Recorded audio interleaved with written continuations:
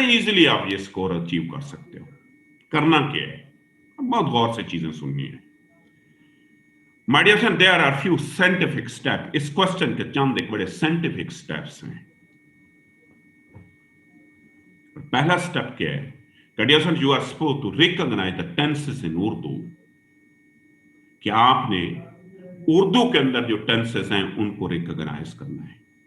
आपको पता है एक और चीज, 10 टोटल मार्क्स 10 है, but out of 10 8 marks will goes for tenses.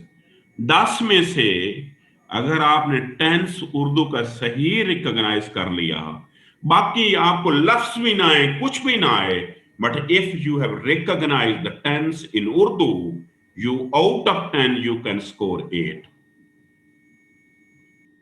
अगर सिर्फ आप इस टेंस को रिकॉग्नाइज भी कर लें, तो उर्दू का सिर्फ टेंस भी रिकॉग्नाइज कर लें, तो जैसे 10 में से 8 नंबर आएंगे।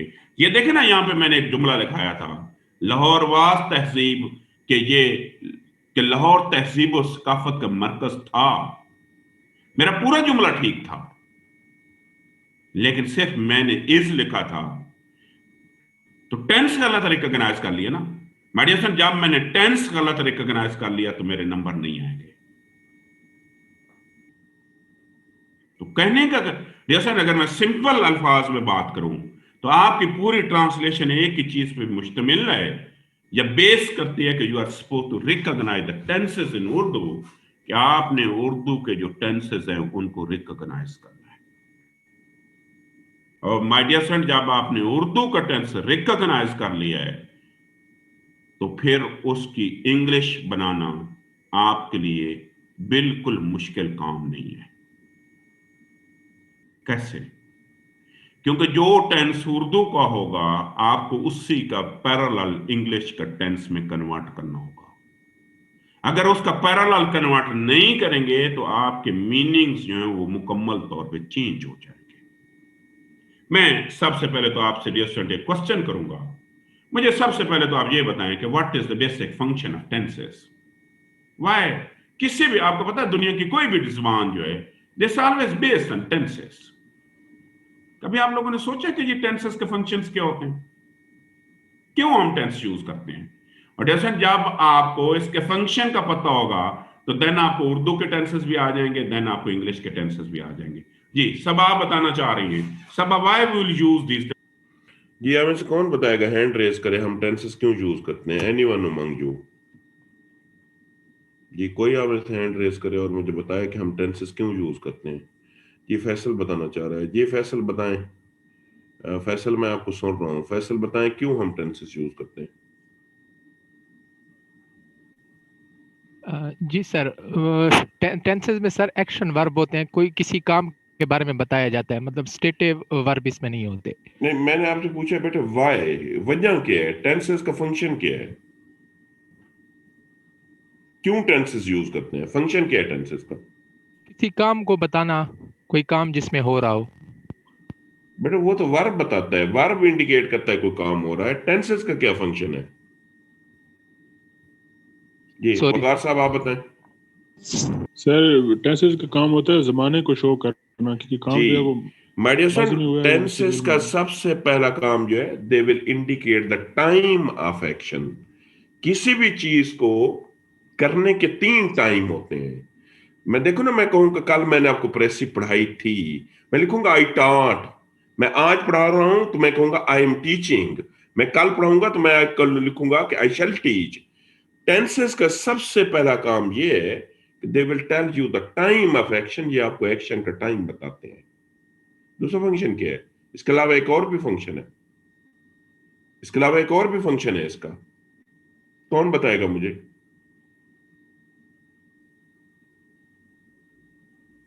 जी साबिर बताएं।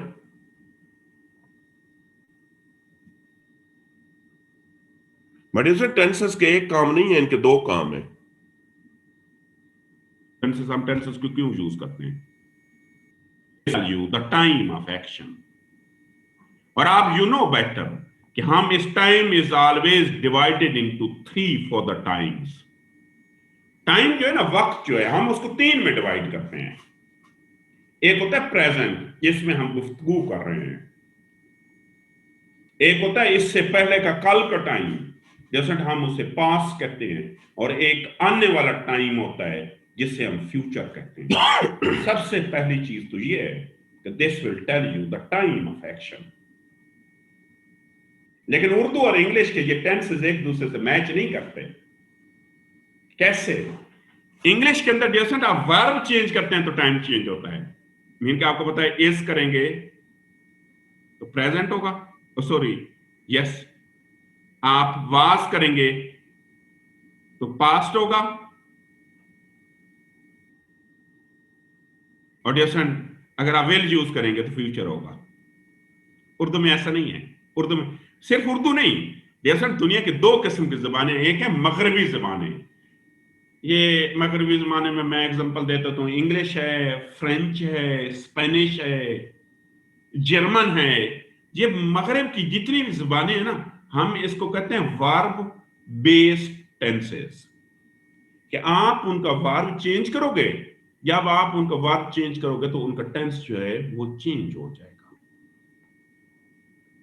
लेकिन जैसे दुनिया की जो मगरबी जबानें हैं उनमें तो वर्ब बेस्ड है, लेकिन दुनिया की जो मशरकी जबानें कौन सी हैं, चांदे में पर्शियन है, अरेबिक है, उर्दू है, हिंदी है, दुनिया की जितनी भी मशरकी जबानें हैं उनका टेंस हमेशा वर्ब सेम रहता है। देखो मैं एक जुमला लिखता हूं, मैं लिखता हूं वो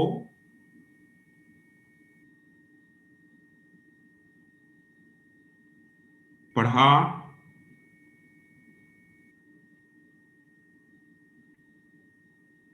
चुका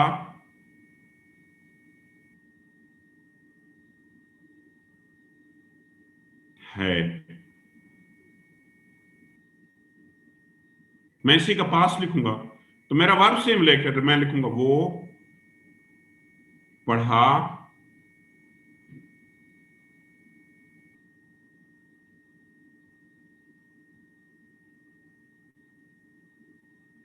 चुका था।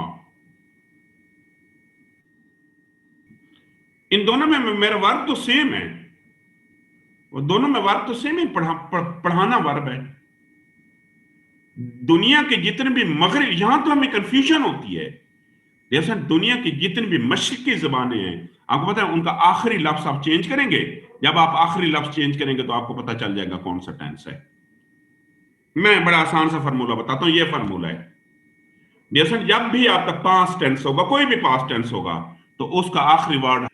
डियसन फर्क ये है कि बेटे मगरबी जबानों में आपका वर्ब चेंज होता है। अब is am are was verb change करते हैं, मगरबी जबानों में वर्ब हमेशा सेम रहता है।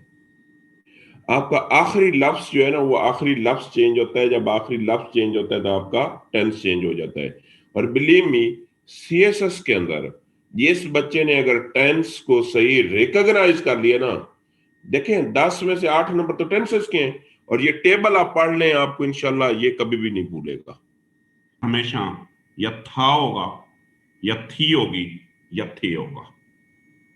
जैसे अगर वो प्रेजेंट होगा तो उसका आखिरी वर्ड या हूं होगा, या है होगा, या हैं होगा, हर सूरत में। और माय डियर फ्रेंड, अगर वो फ्यूचर होगा तो उसका आखिरी वर्ड हमेशा या तो गा होगा, या की होगी, या गे होगा। सबसे पहला काम तो आपको टेंस को आइडेंटिफाई करना है।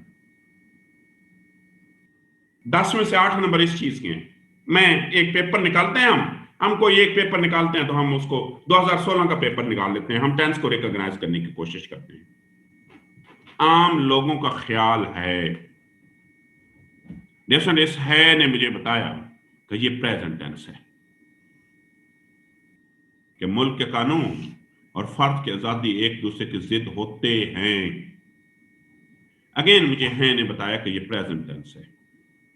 बज़ाहिर ये बात गलत मालूम नहीं होती, यहां कुछ भी नहीं है, ना था, ना है, ना गाय। मेरे फ्रेंड, अगर ये सिचुएशन होगी, अगर ये सिचुएशन होगी तो फिर आप रेफरेंस टू द कंटेक्स्ट देखेंगे, आप रेफरेंस टू कंटेक्स्ट देखेंगे कि कौन सा टेंस है।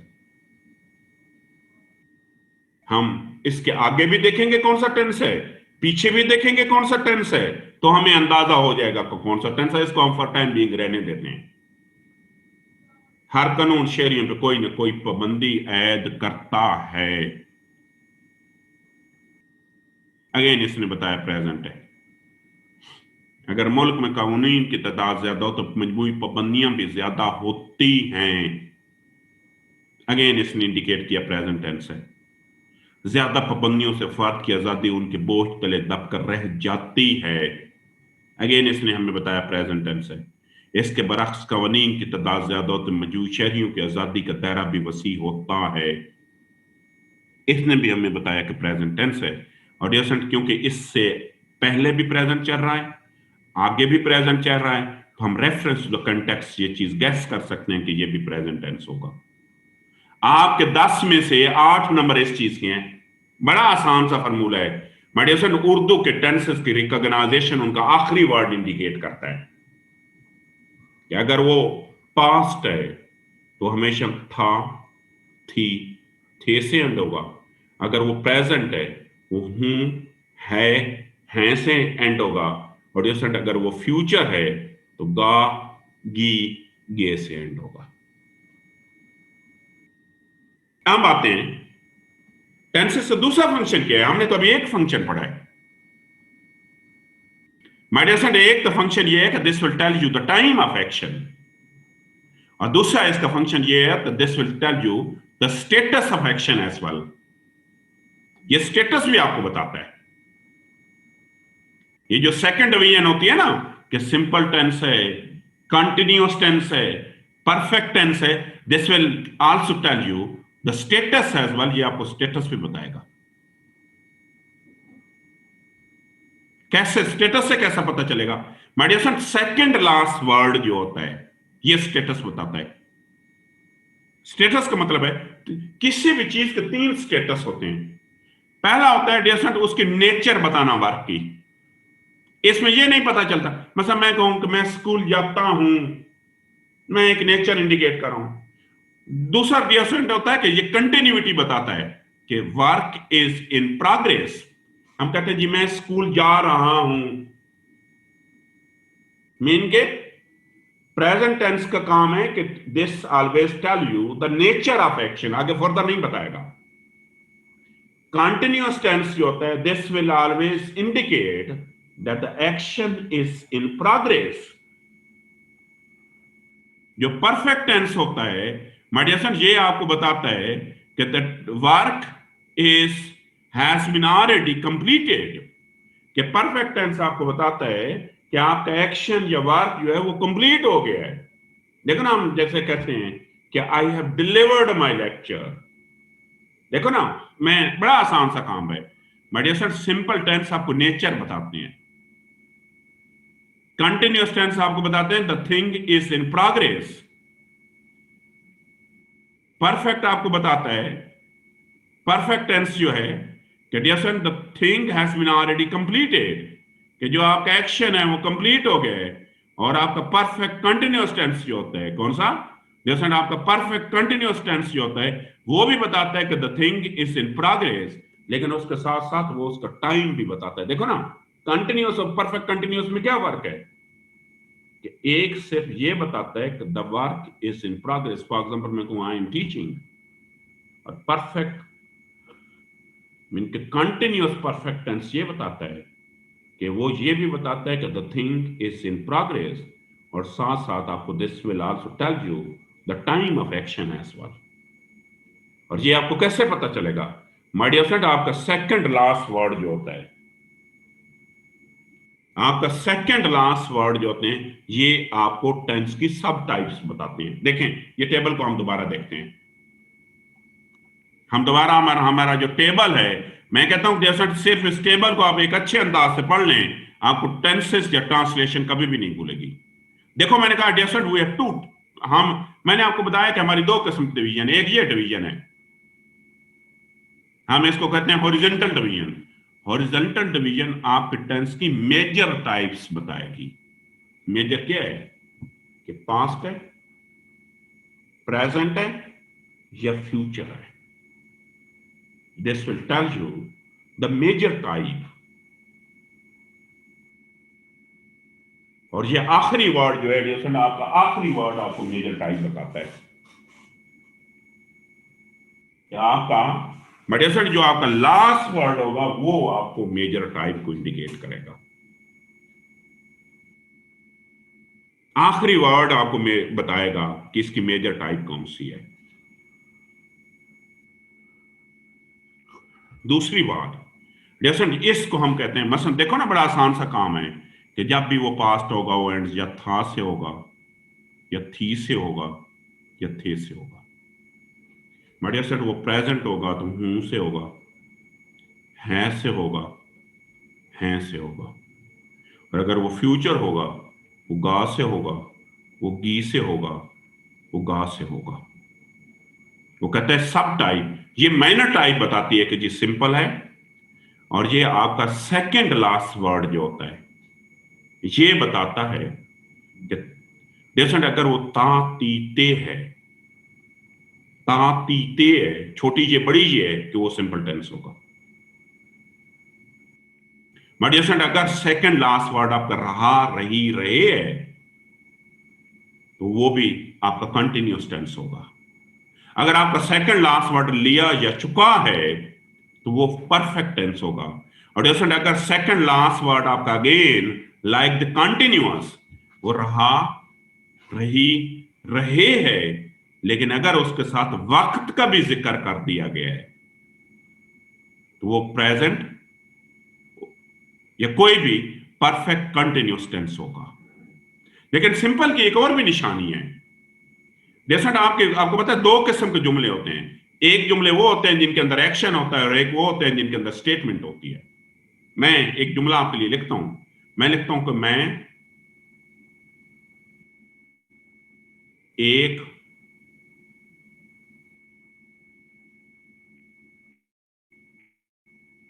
उस्ताद हूं। चले, मुझे हूं ने तो बता दिया कि सर ये प्रेजेंट टेंस है, तो यहां पे तो देखें ता ती ते कोई नहीं है। यहां तो ना ता ते, यहां पे कोई भी इंडिकेशन नहीं है, ना तो ता ती ते है, ना रहा रही रहे है, ना लिया चुका है, ना अगेन रहा रही रहे है। क्यों? क्योंकि ये वो जुमला है जिसके अंदर एक्शन है ही नहीं, वर्ब है ही नहीं। जैसे कुछ जुमले होते हैं जिनमें स्टेटमेंट्स होती हैं, जिसमें एक्शन होता है, वर्ब होता ही नहीं है। जो एक्शन वाले वर्ब होते हैं ना, मीन के जिसमें स्टेटमेंट होती है, जिसमें वर्ब नहीं होता, वो हमेशा सिंपल टेंस होते हैं, या वो प्रेजेंट सिंपल होगा। अगर मैं हूं को इधर खत्म कर दूं, मैं अगर यहां पे था लिख दूं, अगर चले मैं इस हूं को खत्म कर देता हूं और जैसे मैं यहां पे था लिख देता हूं, मैं एक उस्ताद था, तो ये भी अगेन पास्ट सिंपल हो जाएगा। तो पास्ट सिंपल की दो इंडिकेशन, किसी भी सिंपल टेंस की दो किस्म की इंडिकेशन है। अगर उसमें वर्ब होगा, मीन उसमें एक्शन होगा, तो वो हमेशा ता ती ते से एंड होगा। कभी कभार उनमें एक्शन नहीं होता, जैसा उनमें स्टेटमेंट होती हैं, और जब भी उसमें स्टेटमेंट होगी, जैसा जब भी उसमें स्टेटमेंट होगी, वो कभी भी ता ती से एंड नहीं होगा, बल्कि किसी और वर्ड से एंड होगा, और आप उसको इस वजह से पहचानेंगे कि उसके अंदर कोई वर्ब है ही नहीं। मैं इसी टेबल के मुताबिक मैंने आपको सबसे पहले आज सुबह जुमला एक लिखाया था। जैसे आप एक जुमला लिखें, तमाम लोग जुमला लिखें। अब लिखें मैं पढ़ा चुका था। दूसरा जुमला लिखें मैं पढ़ा चुका हूं। इनको जरा ट्रांसलेट करें, इन दोनों को जरा ट्रांसलेट करें। मैं पढ़ा चुका हूं और मैंने पढ़ा लिया है। मैं पढ़ा चुका हूं, और दूसरा जुमला मैंने आपको लिखा है कि मैंने पढ़ा लिया है।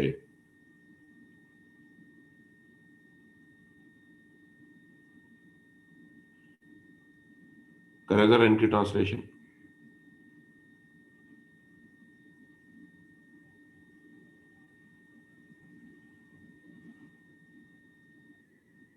कोई आप में से रीड आउट कर ले मैंने क्या जुमला लिखाया था।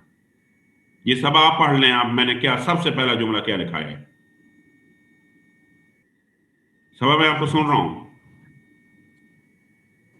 मैंने पढ़ा लिया है सर। आप सुबह की पहले जी की बात अभी कर अभी रहे हैं? मैंने क्या लिखा है दोबारा बोले।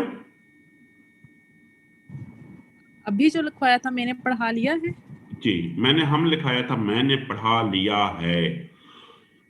हम इसका टेंस स्टेबल के मुताबिक आइडेंटिफाई करते हैं। आखिरी वर्ड क्या है? सब दोबारा बोलना। आखिरी वर्ड क्या है? लिया है, पढ़ा लिया है। है ना? जी। है मुझे इस टेबल में यहां पे मिला। तो इसने बताया कि ये कोई प्रेजेंट टेंस है। सेकंड लास्ट वर्ड सबा क्या है? लिया। ये मुझे लिया यहां लिया। से मिला। एक मिनट, यहां से मिला। मैं जब इनको आपस में मैच करूंगा, इस और इसको, मैं टेबल को फॉलो करूंगा, तो इसने मुझे बता दिया ये कौन सा टेंस हुआ? प्रेजेंट परफेक्ट टेंस हुआ। प्रेजेंट क्योंकि परफेक्ट। जी, अब दूसरा जुमला मैंने क्या लिखाया था? मैं पढ़ा चुका हूँ। मैं पढ़ा चुका हूं, मुझे हूं यहां पे मिला। जैसे मुझे चुका यहां से मिला, और जब मैं इसको मैच करूंगा तो इसका भी वही रिजल्ट है कि ये प्रेजेंट परफेक्ट टेंस है। हम 2016 का पेपर निकालते हैं और हम मुकम्मल पेपर को पढ़ते हैं, हम टेंस को आइडेंटिफाई करते हैं। बढ़िया सर, ये जो पहला जुमला है, आम लोगों का ख्याल है ने बताया प्रेजेंट है, लेकिन ख्याल जो है ना ता है, ना चुका है, ना लिया है। तो इसका मतलब है कि इसको मैं देखूंगा, ये तो स्टेटमेंट है। स्टेटमेंट वो होती है जिसके अंदर वर्ब होता ही नहीं है, इसमें वर्ब है ही नहीं। और स्टेटमेंट हमेशा या प्रेजेंट, स्टेटमेंट की सिर्फ ब्रॉडर टाइप ढूंढनी पड़ती है। स्टेटमेंट हमेशा या प्रेजेंट में होती है या पास्ट में होती है। तो इसका मतलब ये हुआ कि ये प्रेजेंट सिंपल टेंस है। मुल्क के कानून और फर्द की आजादी एक दूसरे के जिद होते हैं। है ने मुझे बता दिया प्रेजेंट है, और इस ता ने हमें बता दिया कि प्रेजेंट सिंपल टेंस है, क्योंकि ता ती ते से एंड हो रहा है। बज़ाहिर ये बात गलत मालूम नहीं होती। होती ने मुझे बता दिया कि ये सिंपल टेंस है, और रेफरेंस जो कंटेक्स्ट हमने डिसाइड किया था कि ये प्रेजेंट सिंपल टेंस है। हर कानून शहरियों पे कोई ना कोई पाबंदी ऐड करता है ने बताया जैसे ये प्रेजेंट टेंस है, और ये ता ने बताया कि this is again present simple. अगर मुल्क में कानून की तादाद ज्यादा तो मजमूई पाबंदियां भी ज्यादा होती हैं। जैसे इस है ने मुझे बता दिया, है ने, कि ये प्रेजेंट टेंस है, और इस ती ने हमें बता दिया कि प्रेजेंट सिंपल टेंस है। ज्यादा पाबंदियों से फर्द की आजादी इनकी बोझ तले दबकर रह जाती है ने मुझे बताया कि ये अगेन प्रेजेंट है, और इस जाति ने बताया कि ये प्रेजेंट सिंपल टेंस है। इसके बरक्स कवानीन की तादाद ज्यादा हो तो शहरियों की आजादी का दायरा वसी होता है। मडियसन है ने मुझे बताया कि ये प्रेजेंट है, और ये होता ने बताया कि ये प्रेजेंट सिंपल टेंस है। तो 10 में से 8 नंबर तो इस चीज के हैं आपके। Out of 10, 8 marks will goes for this one. ये माय डियर फ्रेंड, आप अपने टेबल सामने रख लें। अगर ये टेबल सामने रख लेंगे तो आपको कभी भी टेंसेस नहीं भूलेंगे। इस टेबल को गौर से पढ़ लो। मैं दोबारा बता देता हूं, my dear friend, our tenses has 2 functions. पहला, किसी भी टेंस का फंक्शन ये होता है कि they will tell you the time of action. और डियर फ्रेंड, इस टाइम को आइडेंटिफाई करने के लिए उर्दू के अंदर आखिरी वर्ड को देखेंगे, और वी हैव 3 टाइम्स। हमारे सिर्फ 3 टाइम्स हैं। इसके बाद डियर टेंस का दूसरा काम जो होता है, they will tell you the status of action. ये सब टाइप्स जो होती हैं ये आपको स्टेटस इंडिकेट करती हैं। क्या स्टेटस है? सिंपल। वो कहता है कि जब भी सिंपल होगा हमेशा सेकंड लास्ट वर्ड ता ती ते से होगा। अगर कंटिन्यूअस टेंस होगा तो वो रहा रही रहे से होगा। जैसे अगर वो परफेक्ट टेंस होगा वो लिया या चुका होगा, और परफेक्ट कंटिन्यूअस टेंस होगा तो अगेन वही कंटिन्यूअस की तरह रहा, रही, रहे से होगा, लेकिन साथ साथ उसमें टाइम ऑफ एक्शन जो है या वक्त जो है, वक्त का भी जिक्र किया जाएगा। अब इसके मुतालिक किसी के, मैंने कहा 10 में से out of 10 8 marks will goes for this one. जी क्वेश्चन करें। या में से किसी का भी क्वेश्चन है इन टेंसेस रिकॉग्नाइजेशन के मुतालिक, तो आप हैंड रेज करें ताकि मैं आपको जवाब दूं। मैंने कहा मैक्सिमम नंबर तो इसी चीज के हैं।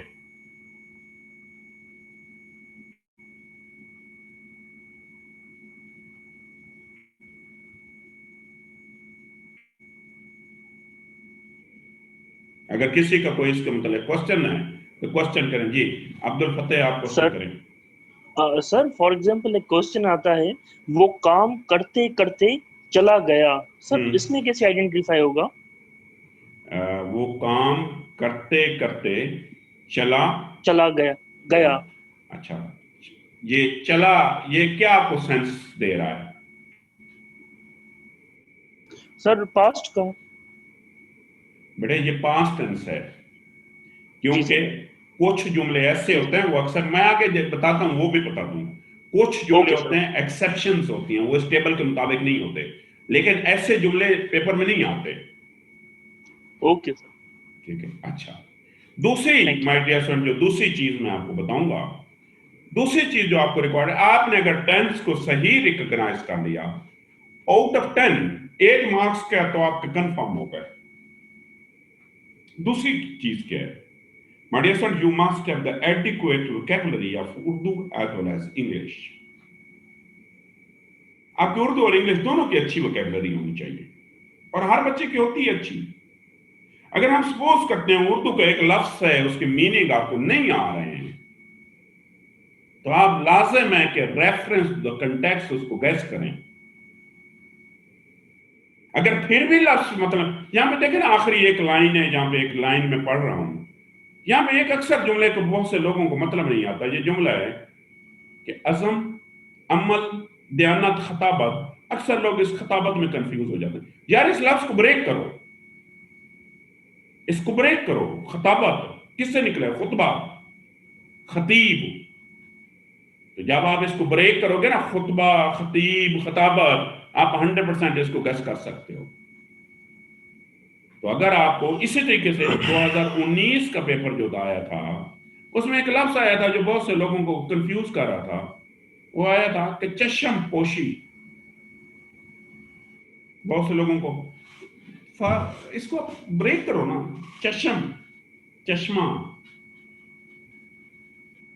पोशी, पोश छुपाना। चश्म आंख होता है, चश्मा, पोशी छुपाना होता है। तो इसका मतलब तो बड़ा आसान हो गया कि आंख से कोई चीज छुपाना। आंख से छुपाना जो होता है उसको या तो हम ओवरलुक करते हैं या हम उसको इग्नोर करते हैं। तो जैसे अगर आपको कोई लफ्ज नहीं आ रहा है, तो बड़ी एक छोटी सी बात है, आपने उसको रेफरेंस टू द कंटेक्स्ट देखना है। और दूसरी बात है, फिर भी अगर उसका आपको मतलब नहीं आ रहा है, तो बड़ा आसान सा आपने काम करना है, और वो काम ये है कि उस लफ्ज को आपने फर्दर हिस्सों में ब्रेक करना है। और जब भी आप ब्रेक करोगे, आप 100% उसकी नेचर पे पहुंच जाओगे कि इस लफ्ज का क्या मतलब है। रूल नंबर 3 ये है कि dear sir, you are suppose to translate the sentences. हम वो कहते हैं ना बा मुहावरा। बा मुहावरा का मतलब ये होता है कि आपने माय डियर स्टूडेंट लफ्जों की ट्रांसलेशन नहीं करनी। अब मैं बड़ा आसान सा एक लफ्ज आपको बताता हूं। बेटे एक लफ्ज है कानून। अभी मैं हमने पढ़ा कानून, अकेला आएगा ना, तो कानून के मेरे पास I have 100 words for this कानून। डिक्शनरी आप देखें, कानून कॉन्स्टिट्यूशन भी होता है, लॉ भी होता है, कॉन्ट्रैक्ट भी होता है, ऑर्डिनेंस भी होता है, एक्ट भी होता है, and this list goes on. लेकिन उस सेंटेंस में आप देखेंगे कि किस कंटेक्स्ट में, देखो ना, अगर लिखा हुआ अगर मुल्क में कानून कवानीन की तादाद ज्यादा हो तो मजमूई पाबंदियां भी ज्यादा होती हैं। मेडिसन अगर इस कवानीन को मैं पढ़ूं तो यहां पे कॉन्स्टिट्यूशन तो इसका मतलब नहीं आ सकता। यहां पे इसका एक्ट, कंट्रैक्ट, ऑर्डिनेंस, ये तो मतलब नहीं है। यहाँ तो सिंपल एक ही लफ्ज इसका मतलब है ला। तो हम जब अक्सर कहते हैं ना बाब मुहावरा का मतलब ये होता है कि डियर फ्रेंड, जब लफ्ज अकेला आता है तो उसका और मतलब होता है, मीन के अकेला है तो उसके बहुत से मतलब होते हैं, लेकिन जब वो सेंटेंस में आता है तो आपने उसको उस रेफरेंस के अंदर देखना है जिस रेफरेंस में उसको यूज किया गया है। नंबर 4 भी यही है, translate the words according to reference in which they have been used. क्या आप उन रेफरेंस के मुताबिक उनको यूज करोगे जिस रेफरेंस में वो यूज किए। एक बड़ा हमारे यहाँ एक जोक बना हुआ है कि किसी पेपर में एक जुमला आया था कि बाजार में गोलियां चल रही हैं। ये लफ्ज गोली जो है ना, ये अकेला आ जाए तो इसके बहुत से मतलब हैं। गोली, टैबलेट भी गोली को कहते हैं, बुलेट भी गोली को कहते हैं। तो इस सेंटेंस में ये टैबलेट मीनिंग में तो नहीं है, तो किसी ने इसकी ट्रांसलेशन की थी कि tablet are walking in the street. ये चलना जो है, चलना के भी बहुत से मीनिंग्स हैं, फायर भी है, वॉक भी है। तो आपने इस चीज को जरूर ख्याल रखना है कि ये किस रेफरेंस में लफ्ज चूज किए गए। आपने गूगल ट्रांसलेशन नहीं कर देनी। मैं पिछले दिनों गूगल पे पढ़ रहा था, फेसबुक पे गलबन किसी ने लिखा था कि आई एम, किसी ने लिखा हुआ था कि जैसे फीलिंग ग्रेट विद बहादुर अली खान, उसको कोई दोस्त होगा तो गूगल ने उसकी ट्रांसलेशन नीचे की होगी, आपको पता है खुद करती है ना, I am with brave Ali Khan, I am feeling great, या mister this and this feeling great with brave Ali Khan. तो आपने ये जरूर देखना है कि किस कंटेक्स्ट में उसको यूज किया गया है। अच्छा, ट्रांसलेशन के मुतालिक हमारे यहां एक बहुत बड़ी मिसकंसेप्शन है। हमारे यहां ट्रांसलेशन के मिसकंसेप्शन है कि we are supposed to convey the message. Message नहीं कन्वे करना, एग्जैक्ट मैसेज कन्वे करना है। हम क्या करते हैं कि बस उसका खुलासा, हम we are try to present the summary of that thought. Summary नहीं बेटे, एक एक चीज को कन्वे करना है। आप एक जुमला लिखें, सारे जुमला लिखें। आप लिखें कैद आजम एक मेहनती, दानदार, कैद आजम एक मेहनती, दानदार और दानिशमंद इंसान थे।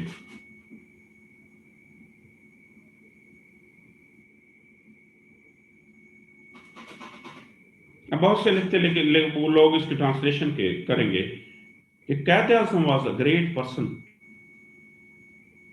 तो कहां पे मेहनती गया, कहां पे दानदार गया? ये गलत ट्रांसलेशन है। आप meditation, you are not supposed to convey the theme. आपने थीम नहीं कन्वे करना, आपने एक एक वर्ड का मैसेज कन्वे करना है। तो मैं लिखूंगा Quaid Azam was a hard working, honest and a wise person.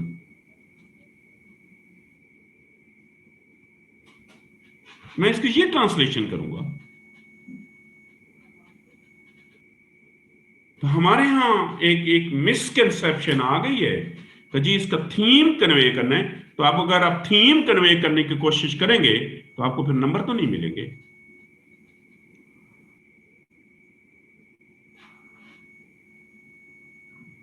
आपको बिल्कुल इसके नंबर नहीं मिलेंगे अगर आप मैसेज कन्वे करने की कोशिश करेंगे। तो कोशिश कर, हाँ ये जरूर हो सकता है कि बेटे कभी कभार ये जरूर हो सकता है, जहन एक मिनट, ये जरूर हो सकता है कि इंग्लिश के 2 लफ्ज हों और उर्दू को उनका एक लफ्ज बन जाए। मतलब उर्दू के एक लफ्ज है बगी या टांगा, टांगा, इसकी इंग्लिश 3 लफ्ज हैं, हार्स एंड कैरेज। बेटे उर्दू के एक लफ्ज है अरूज, इंग्लिश के लिए इसके लिए 3 वर्ड हैं, जिसको हम टाइम एंड टाइड्स बोलते हैं। ये जरूर हो सकता है कि कुछ लफ्ज ऐसे हैं जो कि उर्दू में एक लफ्ज होगा, इंग्लिश में उसके 2 होंगे, ये इंग्लिश के 2 होंगे, उर्दू का उसका 1 होगा। लेकिन जब आपने ट्रांसलेशन करनी है, आपने एक भी सेपरेट आइडेंटिटी को मिस नहीं करना। जी जैन बताएं, क्वेश्चन करें। जी गफ्फार साहब क्वेश्चन करें आप। जी अब्दुल गफ्फार, मैं सुन रहा हूँ। अस्सलाम वालेकुम सर। जी अब्दुल गफ्फार। सर हमने तो यही सुना है और यही पढ़ा है कि लफ्जी तर्जमा नहीं करते ट्रांसलेशन में। अगर लफ्जी तर्जमा करेंगे तो वो आपका ना जो मीनिंग होगा जैसे आप कन्वे करना चाह रहे हैं वो गलत हो जाएगा।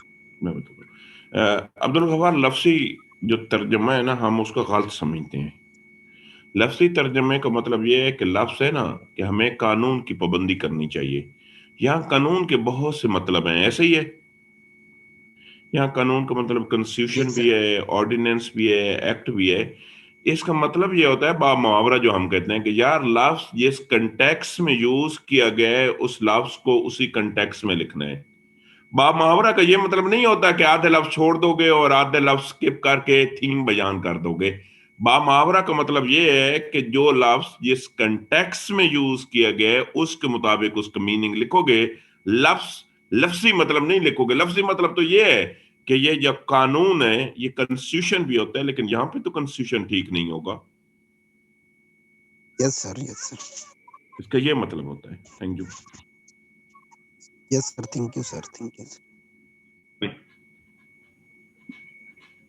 सर अगर इस तरह जो आपने सेंटेंस बताए, एक मेहनती दयानतदार और दानिशमंद इंसान थे। अब अगर पेपर में उस वक्त हमको एक वर्ड का मीनिंग स्पेसिफिक नहीं आ रहा, मतलब मुझे मेहनती का मतलब पता है, दयानतदार का, दानिशमंद का नहीं आता, तो आप क्या रेकमेंड करेंगे कि उसको मैं स्किप कर दूं उस नहीं, वर्ड को या स्किप अपनी नहीं करना तरफ? बेटा, उसकी जगह गैस करके कोई ना कोई लफ्ज लिख के आना है। अच्छा ठीक क्या उसको स्किप नहीं करना, उसकी जगह गैस करना है, वो एक लफ्ज गलत हो जाएगा ना। जी से ठीक देखो है। जैन स्किप करोगे तो वैसे ही गलत हो गया ना, गलत हो गया ना। जी गैस करोगे तो फिर कुछ चांसेस तो ठीक होने के हैं ना। ठीक है सर। ठीक है। अच्छा मैडम साहब, कभी कभार कुछ जुमले ऐसे होते हैं जो टेंसेस नहीं होते। मसलन आप एक जुमला लिखें सारे, आपको मेहनत करनी चाहिए।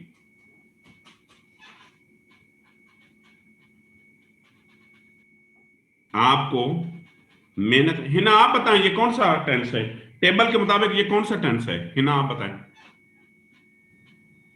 आप अपने सामने अपने टेबल को रखें वो टेंसेस वाले को, और मुझे बताएं ये कौन सा टेंस है। सर ये फ्यूचर टेंस है। फ्यूचर कैसे है? फ्यूचर में क्या लिखा होता है? पढ़ो यहां पे टेबल में क्या लिखा हुआ है फ्यूचर के लिए।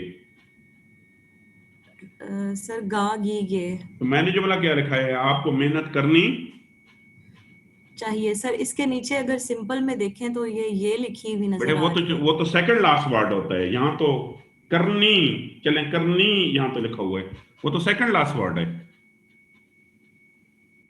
तो सर इसमें फिर कौन सा टेंस यूज करेंगे? मैं आपसे पूछ रहा हूं। सर मुझे तो ये करनी चाहिए। सर प्रेजेंट है। आप इसकी क्या ट्रांसलेशन करेंगी? You should work hard. तो बेटे शुड कौन सा टेंस होता है? प्रेजेंट होता है। शुड तो कोई प्रेजेंट टेंस नहीं होता। फ्यूचर ही आएगा ना, वही मैंने बेटा कहा। शुड इज फ्यूचर भी नहीं है, शुड फ्यूचर भी नहीं है। किसने कहा है शुड फ्यूचर है?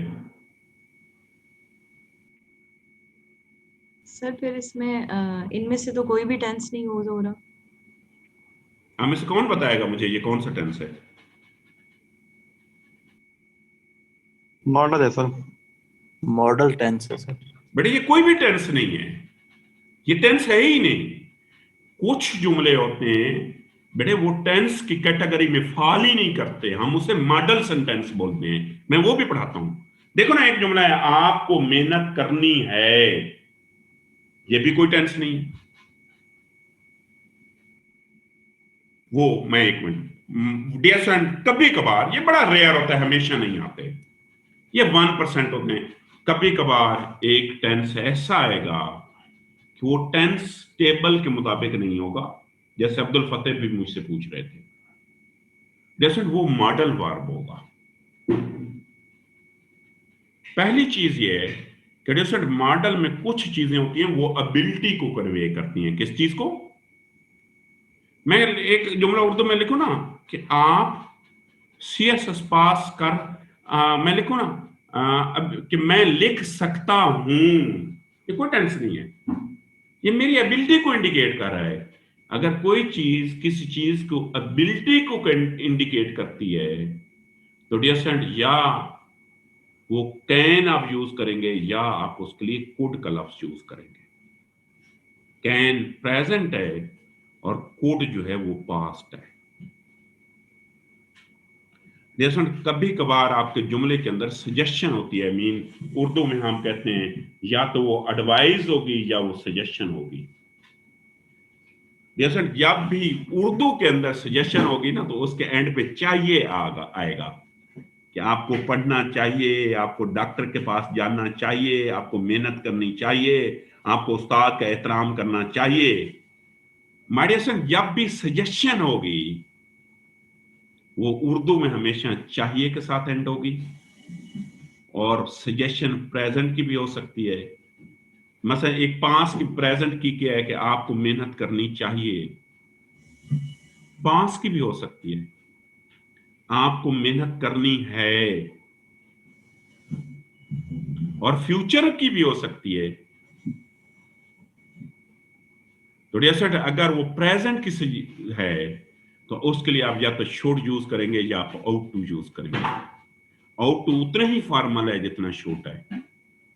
और जैसे अगर सजेशन पास की है तो आप शुड हैव यूज करेंगे, और शुड हैव के साथ थर्ड फॉर्म ऑफ वर्ब आएगा, और फ्यूचर की सजेशन बाय द वे नहीं होती। माय डियर फ्रेंड, कभी कभार सेंटेंस आते हैं जिसके अंदर ऑब्लिगेशंस होती है, उसको हम कहते हैं फर्ज, लाजिम। मैं कहूं ना आपको मेहनत करनी है, तो ये ऑब्लिगेशन है। जैसे ऑब्लिगेशन प्रेजेंट की होगी तो आप या तो मस्ट यूज करेंगे, या आप हैज टू यूज करेंगे, या आप हैव टू यूज करेंगे। ये जुमला है पास का, आपको मेहनत करनी थी, तो डियर फ्रेंड वो पास की ऑब्लिगेशन है। और पास की ऑब्लिगेशन जब भी होती है उसमें हैड टू का लफ्ज आता है। और कभी कभार फ्यूचर की ऑब्लिगेशन भी होती है, और माय डियर फ्रेंड जब भी फ्यूचर की ऑब्लिगेशन होगी वो विल हैव टू आएगा। क्या आएगा? जैसे फ्यूचर की ऑब्लिगेशन में हमेशा विल हैव टू आएगा। माय डियर फ्रेंड, कभी कभार सेंटेंस के अंदर प्रोबेबिलिटी भी आती है कि जी ऐसा हो सकता है, इट मे हैपन। ऐसा हो सकता था, उसमें हम माइट यूज करते हैं। ये जरा ये 2016 का पेपर पढ़ें और यहां से मुझे बताएं कि आपके नजदीक इसके अंदर कोई मॉडल सेंटेंस है। Read this carefully.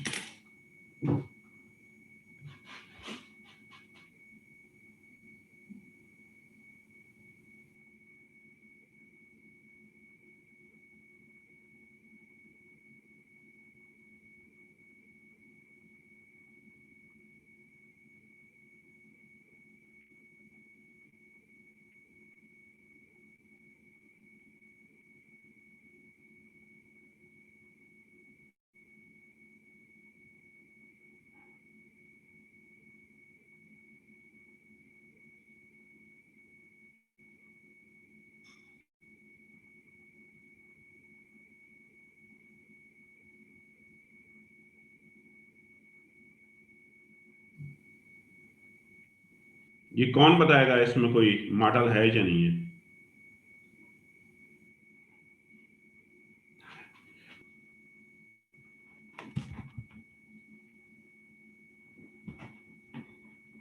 जी राना वकार साहब, को इसमें कोई मॉडल है, मॉडल वर्ब है, आप जरा बताएं। सर मॉडल वर्ब इसमें शायद आखिर वाला जो फिक्र है यही एक हो सकता है। कौन सा? ये तो यार प्रेजेंट सिंपल टेंस है, उसी होता है। मॉडल वर्ब तो वो होता है जिसके अंदर टेंसेस का इंडिकेटर ही ना हो। जी तैमूर, आप बताएं। सर मेरे ख्याल से बाकी तो कोई नहीं। ये बज़ाहिर ये बात गलत मालूम नहीं होती, ये यार शायद ये तो मॉडल। प्रेजेंट सिंपल, बेटा ये तो प्रेजेंट सिंपल टेंस है। ठीक है। अब इस पूरे जुमले में कोई मॉडल वर्ब नहीं है, तो अक्सर तो मॉडल होते ही नहीं है। माय सर, इस पूरे जुमले में देखने आपको, इस पूरे जुमले में एक भी मॉडल नहीं है।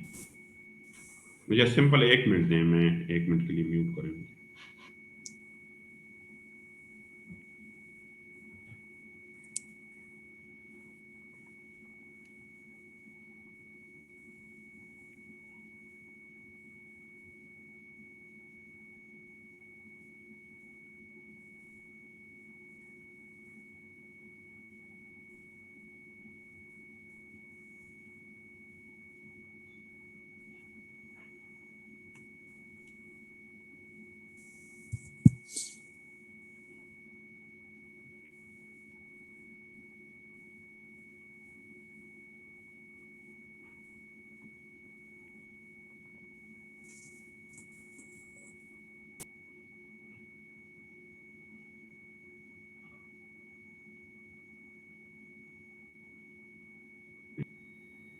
ये 2019 का पेपर है, जरा गौर से पढ़ें और इससे जरा मुझे ढूंढ के दें इसमें कोई कंडीशन मॉडल सेंटेंस है या नहीं है। Read this carefully.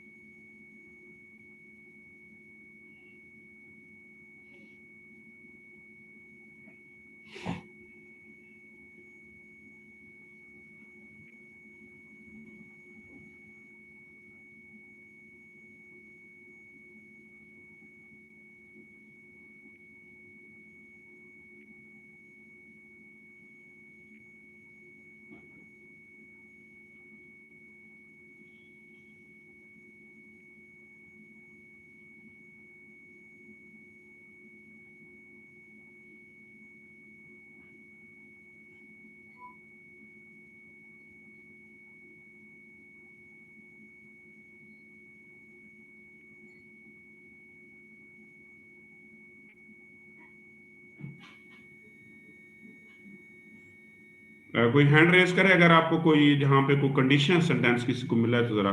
जी सरदार वकार, आपको मिला है कोई कंडीशनल सेंटेंस? जी सर, इसलिए हमें अपने दुश्मन का ज्यादा एहसानमंद होना चाहिए। जी ऐशा, आपको कौन सा कंडीशन सॉरी मॉडल सेंटेंस मिला है ऐशा?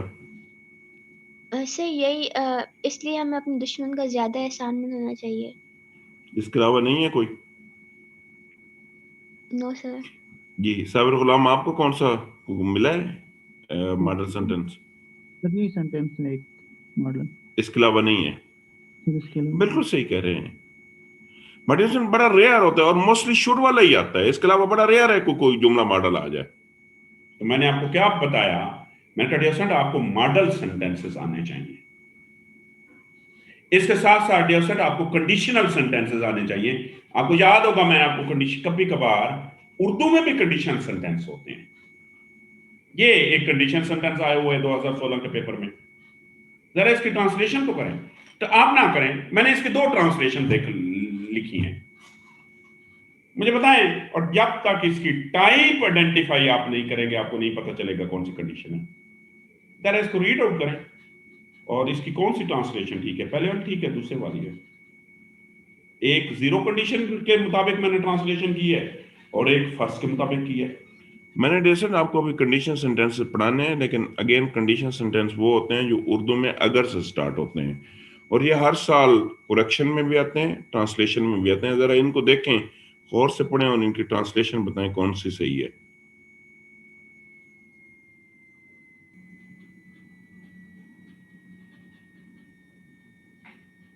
मुझे कोई बताएगा कौन सी ट्रांसलेशन ठीक है?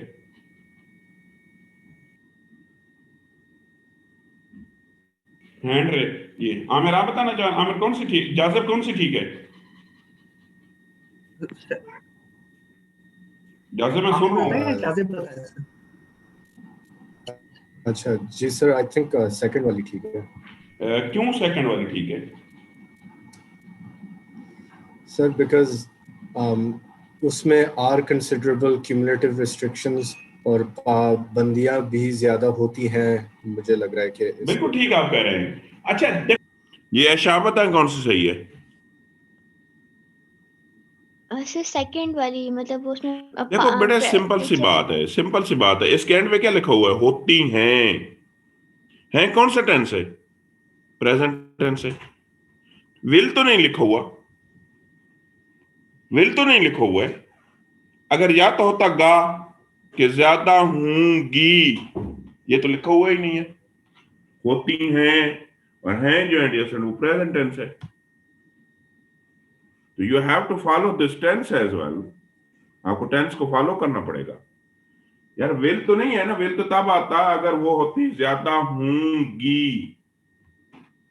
आप इस उर्दू को देख के डिसाइड कर सकते हैं कि ये कौन सी टेंस है। देखो 2 चीजों से, एक तो ये सिंपल सी बात है यार, प्रेजेंट है।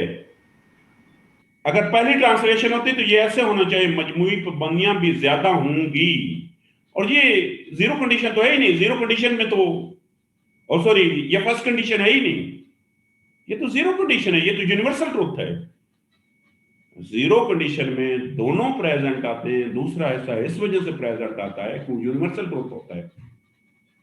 ये यूनिवर्सल ट्रुथ है कि आप, सिंपल सी बात है, जैसे अगर मेरे मुल्क में एक भी कानून ना हो तो एक भी पाबंदी नहीं होगी। जितनी पाबंदियां ज्यादा होंगी, जितने कवानीन ज्यादा होंगे, आपकी पाबंदियां भी उतनी ज्यादा होंगी। जितने आपके कानून ज्यादा होंगे, आपकी पाबंदियां भी उतनी ज्यादा होंगी। तो अगर जैसे मैं इसको पढ़ूँ कि अगर मुल्क में कवानीन की तादाद ज्यादा हो तो मजमूई पाबंदियां भी ज्यादा होती हैं, तो ये सेकंड ठीक है, इसकी फर्स्ट गलत है। तो आपके ट्रांसलेशन में कभी कभार कंडीशनल सेंटेंस भी आते हैं, तो उनका भी आपको ख्याल रखना है, हमने ट्रांसलेशन में पढ़े थे। नेक्स्ट आपने मेडिसन किस चीज का ख्याल रखना है, नेक्स्ट के अंदर आप एक जुमला लिखें, एक भी नहीं 2-3 में जुमले लिखाता हूं। लिखें, आप जुमला लिखें, सदर पाकिस्तान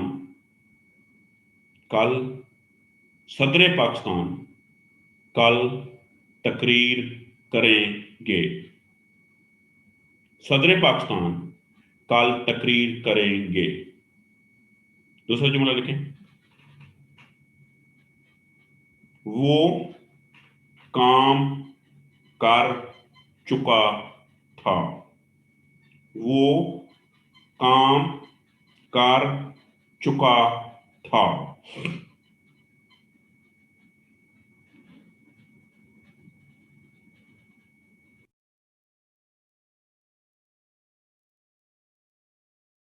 करें जरा इसकी ट्रांसलेशन।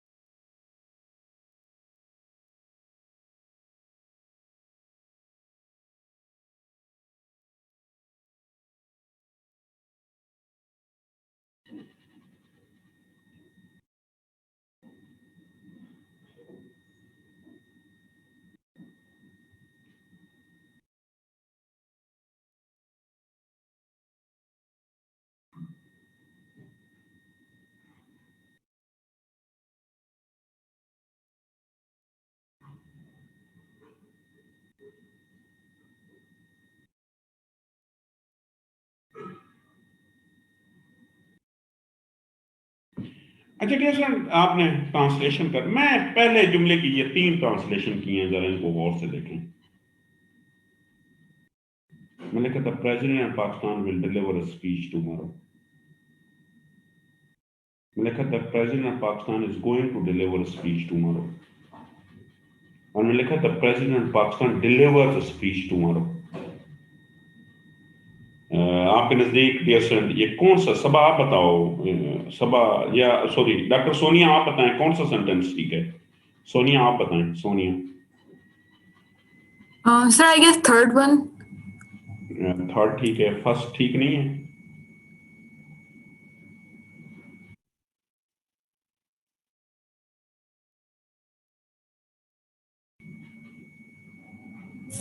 आप अपने टेबल के मुताबिक तो फर्स्ट ठीक नहीं है सोनिया जी। हमना आप बताएं, हमना रजा, हमना आप बताएं कौन सा सेंटेंस ठीक है।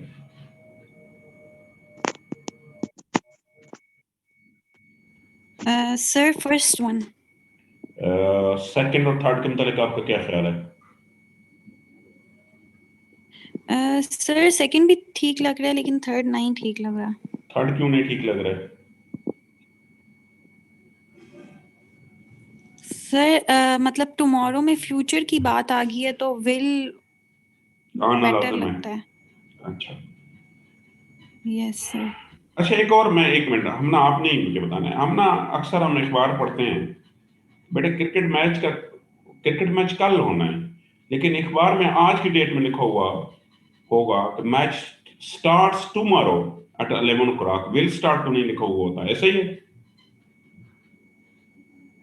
Yes sir. वो क्यों लिखते हैं, वो गलत लिखते हैं? सर पता नहीं, पर मुझे फर्स्ट वाला सबसे अप्रोप्रिएट लगता है। आपने ये कभी पढ़ा है? मैं बेटे पढ़ रहा था कि पिछले दिन यूनाइटेड नेशन की इमरान खान ने, 10 दिन पहले मैंने पढ़ा था, इमरान खान ने 10 दिन बाद स्पीच करनी थी, लेकिन अखबार में लिखा हुआ था कि mister prime minister of Pakistan mister Imran Khan delivers a speech after 10 days। यहाँ तो विल डिलीवर, क्यों, वो क्यों लिख रहे हैं? अब ये जरा बात जरा और से सुनने वाली है। मडेसन, ये तीनों जुमले आपके सही हैं। All three are the correct sentences. ये तीनों सही जुमले हैं आपके, ये तीनों के तीनों आपके सही जुमले हैं, लेकिन फर्क कहां पे है, ये क्यों ठीक है? आपने ना जरा गूगल करना है कि when will use present simple and present continuous for future. My dear son, जब भी फ्यूचर की कोई शेड्यूल्ड एक्टिविटी हो, वो चाहे 10 सालों बाद भी होनी हो। आज आप देख लें बेटे, अखबार में गूगल पे लिखा हुआ था कि द नेक्स्ट वर्ल्ड कप या football world cup starts on this and this date in Qatar, will start नहीं होगा। रूल ये है कि माय डियर फ्रेंड, अगर कोई फ्यूचर की एक्टिविटी ऑलरेडी शेड्यूल्ड हुई है और वो हाईली सर्कुलेट भी हो चुकी है, एक फ्यूचर की एक्टिविटी है जो ऑलरेडी शेड्यूल्ड भी हो चुकी है और वो सर्कुलेट भी हो चुकी है, तो उसके लिए डियर फ्रेंड हमेशा हम तीनों टेंस यूज कर सकते हैं। मैं देखे ना, मैं अपने लिए शेड्यूल करता हूं, मैंने कल लाहौर जाना है, मैं कहूँ लिखूं ना आई गो टू लाहौर, ये गलत जुमला है। मेरी कौन सी ऑफिशियल एंगेजमेंट है? मेरी ये एंगेजमेंट कौन सी अखबारों में छप चुकी है? तो माय डियर फ्रेंड, सिर्फ वो एक्टिविटीज फ्यूचर की जो ऑलरेडी शेड्यूल्ड भी किसी फोरम पे हुई हैं और वो सर्कुलेट भी हुई हैं मीडिया न्यूज़पेपर में, तो you are supposed to use all these three tenses, जो आपकी मर्जी है यूज करें। ये तीनों जुमले ठीक हैं। मैंने दूसरा जुमला लिखवाया था कि वो काम कर चुका था, मैंने जहां पे एक लिखा ही डिड वॉक, एक लिखा he had done walk. My dear friend, ये दोनों, ये उर्दू का जुमला भी गलत है, ये उर्दू के करेक्शन में आता है ये जुमला, ये उर्दू में भी गलत है। क्यों? कि रूल ये है कि dear friend, past perfect tense जो है, this can never appear alone. Past perfect tense तो कभी अकेले में आ ही नहीं सकता, मुमकिन ही नहीं है कि पास्ट परफेक्ट टेंस जो है वो अकेला आ जाए। Dear friend, past perfect tense उस वक्त आता है जब उसके साथ एक और भी पास्ट का टेंस हो, दो पास्ट के टेंस हो, लेकिन जो चीज रियल टाइम में पहले होगी। देखो ना, एक जुमला हम पढ़ते हैं कि जब हम रेलवे स्टेशन पहुंचे, या इस जुमले को ट्रांसलेट कर लेते हैं कि जब हम पहुंचे तो वो वहां, जब हम पहुंचे तो वो जा चुका था। मुझे बताएं डियर फ्रेंड, अगर मैं इसको रियल टाइम में देखूं तो पहले वो पहुंचे, पहले हम पहुंचे या वो गया? देखा ना, मैंने जुमला पढ़ा, जब हम पहुंचे तो जैसा वो पहले गया उसके साथ हेड आना चाहिए। मैं सीक्वेंस जो भी रख लूं, मैं लिखूंगा he had already left the place when we reached, और ये भी ठीक है। ये अगर मैं लिखूं व्हेन वी हैड रीच, ये जुमला गलत है, ये जुमला गलत है। क्यों? रियल टाइम में वो पहले गया, जो चीज पहले हुई है उसमें हेड आएगा। तो आखिरी मैंने 2 रूल्स क्या पढ़ाए, मैंने यहां पे डियर आपको रूल पढ़ाया कि प्रेजेंट सिंपल, प्रेजेंट कंटिन्यूअस जो है वो फ्यूचर शेड्यूल्ड एक्टिविटीज में यूज हो सकते हैं। They can be use for future scheduled activities. My dear student, past perfect can never appear alone. Past perfect tense कभी भी अकेला नहीं आता। और आखिरी बात जो मैं बता रहा हूं ना, ये परफेक्शन पे आपको ले जाएगी, ये 10 आउट ऑफ 10 आपको नंबर देगी। माय डियर फ्रेंड, अगर आप 10 में से 10 नंबर चाहते हैं तो आप एक काम करना है आपने, हम इसको कहते हैं सेल्फ असेसमेंट। आपने उर्दू से इंग्लिश पहले रफ में बना ली है, उर्दू जुमला था, आपने उस पर इंग्लिश बना ली उसकी। अब आपने डियर फ्रेंड जो इंग्लिश बनाई है, आप वापस उसका उर्दू बनाएं। आपने जो इंग्लिश बनाई है जैसा उसको वापस उर्दू में कन्वर्ट करें। आप उसके उर्दू में कन्वर्ट करें। अब आपका उर्दू और ओरिजिनल पैसेज का उर्दू है, आप इनको कंपैरिजन करें। बिलीव मी, आप 100% हो तो पता चल जाएगा आपकी गलतियां कहां कहां पे हैं। मैं इसकी अभी आपको मिसाल देता हूं। मैं सपोज करता हूं माय डियर फ्रेंड कि मैंने ये एक मेरा जुमला था, मैंने इसकी इंग्लिश सबसे पहले बनाई। मेरा जुमला था कि मुल्क के कानून और फर्द की आजादी एक दूसरे की जिद होते हैं। मैंने इसके नीचे जो इंग्लिश है ये बना लिया। अब मैं उर्दू को नहीं देखूंगा, मैंने जो नीचे इंग्लिश बनाई है मैं वापस इसको उर्दू बनाऊंगा,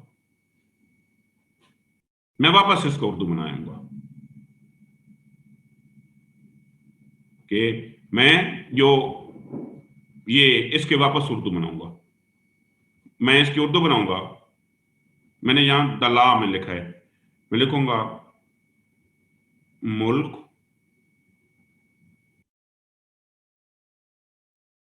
का, ला लिखा हुआ है कानून,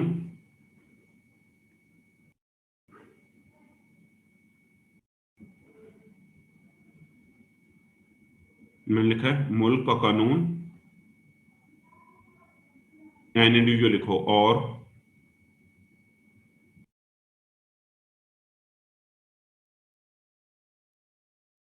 फर्द की आजादी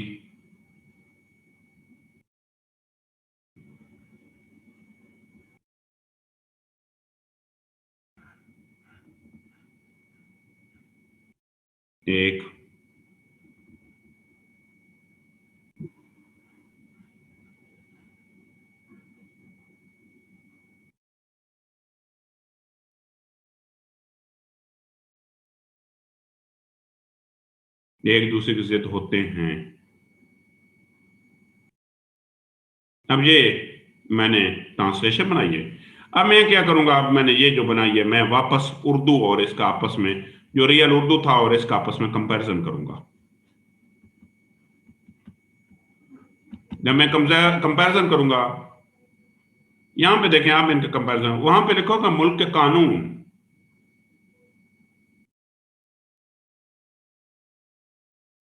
सॉरी मैंने गलत की ट्रांसलेशन कर दी, एक मिनट, मैंने किसी और की करनी थी। हाँ सॉरी, मैंने इसकी करनी थी। हम अगर इसकी करेंगे तो डियर यहां पे हम इसकी, सॉरी मैं दोबारा करता हूं, एक मिनट, मुझे 1 मिनट दे, मैं ऊपर वाले को खत्म करता हूं। मैंने उर्दू पढ़ ली है, मैं इसको खत्म करूंगा। सबसे पहले मैं इसकी वापस उर्दू बनाऊंगा, मैं इसकी बनाऊंगा द लॉ, मैं लिखूंगा कि मुल्क, क्योंकि अब मैंने लॉ नहीं लिखा, मैंने लॉज लिखे, कावानीन,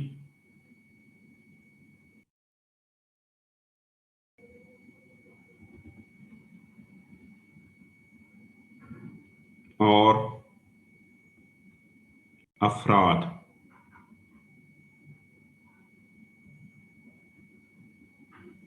की आजादी,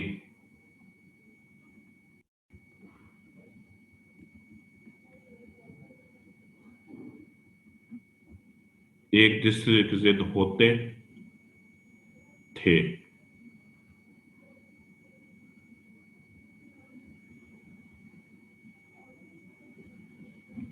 अब मैं क्या करूंगा डियर स्टूडेंट, अब मैं जो ओरिजिनल उर्दू है और इसका आपस में कंपैरिजन करूंगा। मैं दोनों उर्दू की आपस में कंपैरिजन करूंगा। जब मैं दोनों उर्दू की कंपैरिजन करूंगा तो मुझे पता चल जाएगा कि मेरी गलती कहां पे है। अब ये देखें ना, ऊपर लिखो है कि मुल्क के कानून, लेकिन मेरी ट्रांसलेशन बनी है मुल्क के कवानीन। ये एक तो गलती हो गई। ऊपर लिखो है कि फर्द, मैंने लिख दिया अफराद, ये गलती ये हो गई। वहां पे लिखा हुआ हैं और मैंने लिख दिया थे। ये तो मैंने गलतियां कर दी हैं।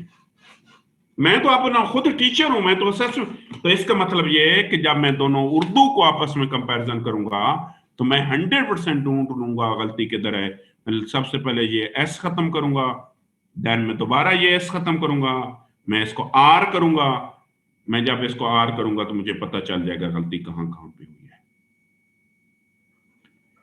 मॉड्यूलेशन ये लाजिम है, थोड़ा सा बोरिंग काम है, लेकिन जब आपने अंग्रेजी बना ली है उसकी वापस उर्दू बनाना है। जब आप उसका वापस उर्दू बनाएंगे तो आपको 100% पता चल जाएगा गलती कहां पे है। मॉड्यूलेशन ट्रांसलेशन में हमेशा हम 3 किस्म के 4 टाइप ऑफ गलतियां करते हैं। हमारी सबसे पहली गलती होती है टेंसेस की, और अगर टेंसेस की गलती करेंगे तो आप 0 से मल्टीप्लाई हो जाएंगे। वहां पे लिखा होता है कि लाहौर तहजीब व सकाफत का मरकज था, और हम लिख देते हैं कि लाहौर तहजीब व सकाफत का मरकज है। वहां पे लिखा हुआ होता है फर्द, और हम लिख देते हैं अफराद। दूसरी जो गलती है वो सिंगुलर प्लूरल की गलती है। तीसरी गलती जो है डियर स्टूडेंट, आपने जब ट्रांसलेशन करनी है तो किसी भी किस्म का लफ्ज नहीं छोड़ना। You are not suppose to leave the words, theme नहीं कन्वे करना। और आखिरी जो गलती हम करते हैं, हम लफ्जों का गलत यूजेज करते हैं। हम हमेशा एक देखो बेटे, एक मैं पिछले 2 साल पहले ट्रांसलेशन आई, लिखा हुआ था कि वो एक अजीम शख्स थे, तो हमने लिख दिया कि he was a special person. Special तो माजूरों को कहते हैं। तो आप लफ्जों के सिलेक्शन का आपने बहुत ज्यादा ख्याल रखना है। ये इन 3 पैरामीटर पे आपके पेपर चेक किया जाता है। टेंसेस का ख्याल रखना है, सिंगुलर प्लूरल का ख्याल रखना है, कोई लफ्ज छोड़ना नहीं है, और डियर स्टूडेंट आपने एक एक वर्ड के लिए एक्यूरेट वर्ड यूज करना है। यहां पे कोई एक्सप्रेशन आपको नहीं देखता। Try to be as simple as you can. My dear student, ये एक स्किल है, और आते कहां से है ये भी मैं बता देता हूं। पिछले 5 साल सीएसएस को हो गए हैं, ये ट्रांसलेशन को क्वेश्चन को पहले नहीं होता था। माय डियर स्टूडेंट, ये हर साल पंजाब यूनिवर्सिटी जो है, अब तो बीए खत्म हो गया पिछले 2 सालों से, पंजाब यूनिवर्सिटी के बीए की जो पेपर होते थे, वो बीए के 2 पेपर होते हैं, एक पेपर ए होता है, एक पेपर बी। ये हर साल पंजाब यूनिवर्सिटी के पेपर बी जो है वहां से लिया जाता है। ना सिर्फ ये, आपकी करेक्शन, आपकी ईडियम्स, आपकी ट्रांसलेशन हर साल वहां से उठाई जाती है। आप मार्केट में चले जाएं, आप उन्हें कहें कि पंजाब यूनिवर्सिटी के बीए की हमें बुक पास पेपर दे दें, सिंपल बीए के। हमने कहना है कि पंजाब यूनिवर्सिटी के आपको बीए जो है उसके पेपर दे दें। तो जब आप पेपर दे देंगे तो उसमें साल पेपर ये ट्रांसलेशन वहां से मिल जाएगी। लेकिन जैसा मैंने कहा कि ये स्किल है, और स्किल हमेशा प्रैक्टिस से आती है, और हम भी इसकी बहुत ज्यादा प्रैक्टिस करेंगे। मैं दोबारा एक दफा रिपीट करता हूँ, my dear son, the very basic requirement is that you are supposed to recognize the tense. Urdu के और मैनर्स हैं, इंग्लिश के और मैनर्स हैं। डियर स्टूडेंट, इंग्लिश का आखिरी वर्ड जो है वो आपको बताता है ये कौन सा टेंस है। उसके बाद my dear student, you are supposed to work on Urdu as well as English vocabulary. आपको उर्दू और इंग्लिश दोनों की अच्छी वोकैबुलरी आनी चाहिए। अगर आपको किसी लफ्ज का मतलब नहीं आ रहा है तो आप पहली बात है उसको रेफरेंस द कंटेक्स्ट गैस करने की कोशिश करें, और जैसे अगर रेफरेंस टू द कंटेक्स्ट भी आपको मतलब उर्दू का नहीं आ रहा है तो आपने उसको वर्ड को क्या करना है, माइडिएशन, उस वर्ड को आपने लफ्ज को उर्दू के ब्रेक करना है। जब आप उर्दू के लफ्ज को ब्रेक करेंगे तो आपको 100% पता चल जाएगा गलती किधर है।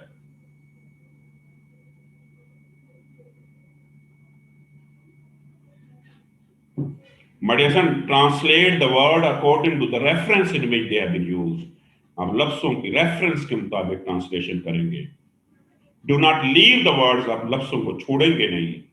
मॉडल सेंटेंस का ख्याल रखेंगे, कंडीशनल सेंटेंसेस का ख्याल रखेंगे, और सबसे जरूरी चीज जो है कि जब आप इसकी ट्रांसलेशन करेंगे आप इसको वापस उर्दू में कन्वर्ट करें, वापस उर्दू में कन्वर्ट करें, दोनों उर्दू की कंपैरिजन करें और 3 चीजों का ख्याल रखें। सबसे पहले टेंसेस का ख्याल रखें, सिंगुलर प्लूरल का ख्याल रखें, और नेवर लीव द वर्ड्स, कभी भी किसी लफ्ज को ना छोड़ें, और इनकरेक्ट यूजेज ऑफ वर्ड्स जो है आप उसको सही करो। अब हम इसकी प्रैक्टिस स्टार्ट करते हैं। और ये सर सबसे पहले आपने इसकी ट्रांसलेशन करनी है, और अभी मैं आपको 30 मिनट दूंगा, आपने मुझे ईमेल करनी है। आप, मैं कहता हूं 20-25 पैसेज की ट्रांसलेशन कर लें, आपको ये ट्रांसलेशन फिर कभी भी नहीं भूलेगी। ये एक जुमला है, जुमला लिखा हो, सॉरी पैराग्राफ है, मैं रीड आउट कर देता हूं। आपने सारे स्टेप्स इसके करने हैं, और खास तौर पे अपनी इंग्लिश को वापस उर्दू बना के उसको मैच जरूर करना है। और मुझे सिर्फ एक पेज फाइनल वर्जन आप भेजेंगे। लिखा हुआ कि बड़े आदमी में वही आम सादा और छोटी छोटी खूबियां होती हैं जिन पे हर शख्स का इख्तियार होता है। फर्क सिर्फ इतना है कि आम आदमी में ये खूबियां होती हैं और ख़ास आदमी में खूबियों की रूह और इनका जौहर होता है। कहते आज़म की जानी पहचानी ज़ात में कोई बात ऐसी ना थी जो समझ में ना आए। शख्सियत के एतबार से वो एक सीधे साधे आदमी थे। इनके ख़ास खास खूबियों की फहरिस्त कुछ यूं बनेगी: अज़म, अमल, दयानत, खताबत, खुददारी। को क्वेश्चन है तो आप क्वेश्चन कर लें। जैसे नाम में से अगर कोई जी फैज आप क्वेश्चन करें। अच्छा सर, हमने अभी एक सेंटेंस पढ़ा था ना, if there is the greater number of loss, अगर इसकी बजाय हम ये लिखें तो if there are greater number of loss, ये गलत होगा सर? हम क्या लिखें? क्या जुमला था? जुमला ये था if there is the great number of loss, अगर उसकी बजाय हम ये लिखें if there are greater number of loss. हमने तो आर लिखा था, हमने इस तो नहीं लिखा था। हमने तो लिखा ही आर था, हमने इस तो लिखा ही नहीं था। नहीं सर, इस लिखा हुआ था if there the greater number of loss. हमने आर लिखा हुआ था, इस नहीं लिखा हुआ था। आर आएगा ना कि इस आएगा, हमने आर ही लिखा हुआ था। पता नहीं सर, मेरे ख्याल से इस लिखा था सर हमने। साबिर आप बताएं। सर उस सेंटेंस में इज लिखा हुआ था, लेकिन कंडीशनल सेंटेंस में तो वर्ब आर होना चाहिए। आर वो टाइपिंग मिस्टेक थी, आर होना चाहिए। और सर दूसरा क्वेश्चन मेरा ये था कि सर हमने जिद के लिए जो एक सेंटेंस था कि मुल्क के कानून और फर्द की आज़ादी एक दूसरे के जिद होते हैं, तो उसके लिए हमने अपोजिट का लफ्ज़ यूज किया था। तो ये तो एप्रोप्रिएट ट्रांसलेशन नहीं हुई ना जिद की। तो क्या होना चाहिए? अपोजिट तो मुतज़ाद, मतलब तो यार जिद और अपोजिट एक ही चीज है बेटे, वो आपने कंटेक्चुअल मीनिंग करनी है। कंट्राडिक्टरी भी, ये भी कंट्राडिक्टरी भी लिख सकते हैं, अपोजिट भी लिख सकते हैं। बेटे लफ्ज जो है ना उसको उस कंटेक्स्ट में यूज करना है, तो कंटेक्स्ट में उसको मतलब जिद अपोजिट होता है।